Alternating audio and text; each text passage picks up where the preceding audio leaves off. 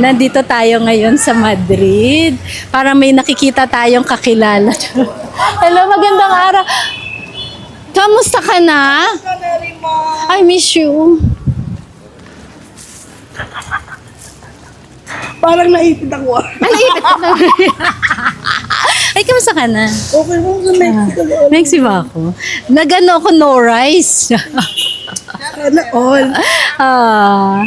Kamusta ka na? Okay lang, ma'am. Eto, anak mo ba siya? Opo. Oh, ilang taong ka na, baby? 9 years old. Saan ka nag-aaral? Pedro, ma'am. Pedro! Batang Pedro, parehas tayo. Ako din, ma'am. Ay, oo nga, Since birth. Since, parehas tayo, be. Graduate. Ay, hindi kayo amor muna pala ako. Ayan, nag-iistorbo tayo. Hello, kuya.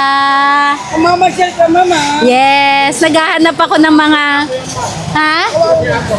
Ampon ni ano? Ampon ka niya? Oh, ano laki. Inaalagaan ka ba niya? Oh.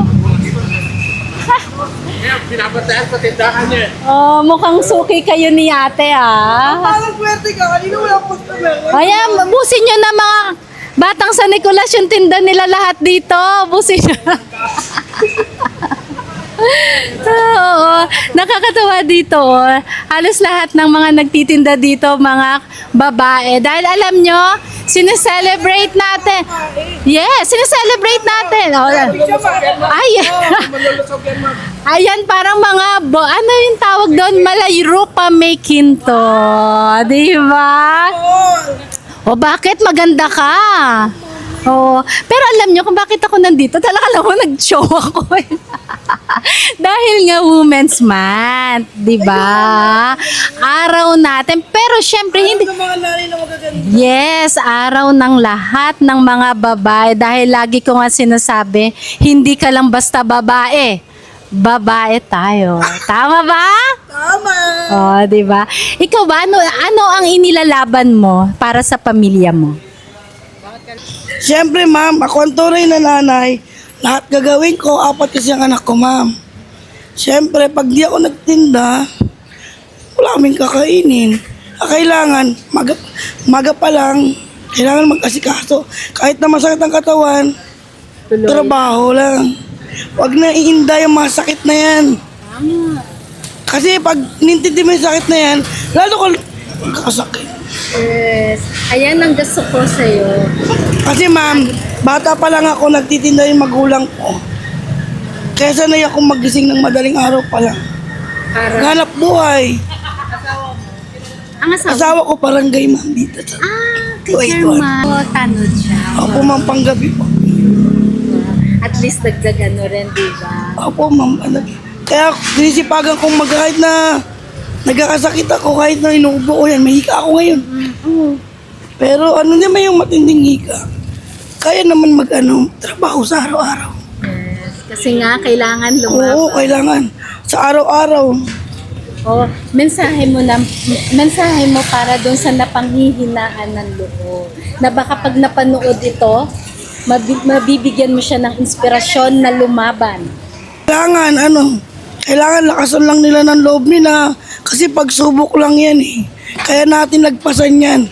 Kailangan sipag at tiyaga lang. Hindi lang tayo babae. Tayo ay tunay na babae at nanay. Yes, mga mukha nanay. Sa'yo naman ako.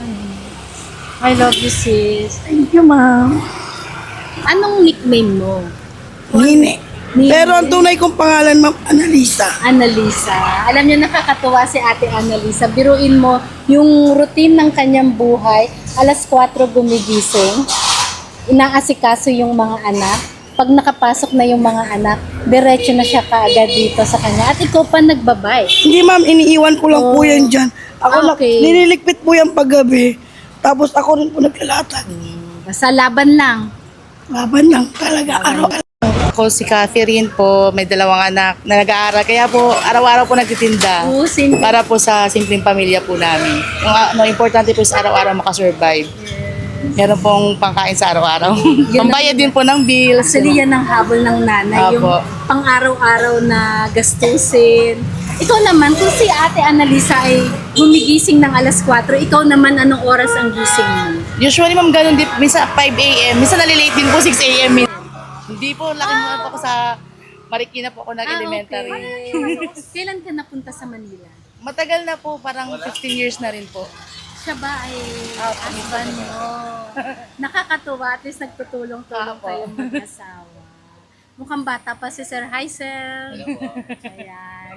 Nakakatuwa, araw-araw niyo to ginagawa. Apo, Sunday lang po wala. Sunday Pahinga para lang po. family day din. Apo, tsaka makagawa ng gawain bahay, ma'am. Yung paglalaba, mga uniform, magplansya. May ate, ano bang mensahe mo doon para sa mga kababaihan, sa mga babae na nawawalan ng pag-asa, na parang pakiramdam nila, hindi nila kaya? Siyempre, ma'am, unang-una po manalangin sa Diyos. Tapos, keep fighting lang din po. Araw-araw may solusyon naman po sa buhay. Ang ganda. Ayan. Alam mo, minsan dahil yan sa isang mensahe, nababago yung pananaw ng mga nanonood. Kaya sabi ko nga, biglaan lang to, pero kahit marami kayo nagtitinda dito, ang daming bumibili, no? Kasi malapit po sa mga warehouse dito. Oh, nakakatuwa din. Tsaka may mga rider, tsaka yung mga dumadaan. Nakakatuwa. Sana araw-araw. Yes, in Jesus' name. Nakakatuwa. Alam mo, very random. Sabi ko, nagtataka ako, puro babae, yun ang mga nagtitinda dito. Sabi ko, mag-women's month. Kaya sabi ko, po may diskarte kasi. yes! Kaya din ng mga babae kumita ng pera para sa pamilya. Yes! Kaya sasabihin natin, laban lang. Laban. Kaya, lagi kong sinasabi, hindi ka lang basta babae. Babae. Tayo. Thank you, my sis. I love you.